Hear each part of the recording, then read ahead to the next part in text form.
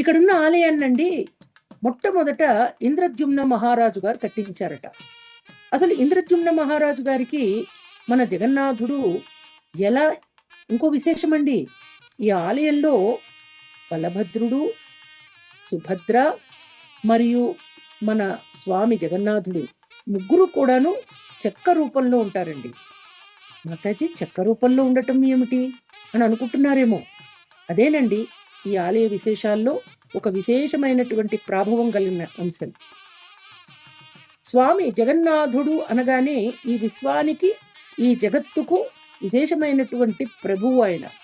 ఆ ప్రభువును మనం ఆహే నీలశైల ప్రబల మాతబరణ మోరత నళిని బనకు కళ దళన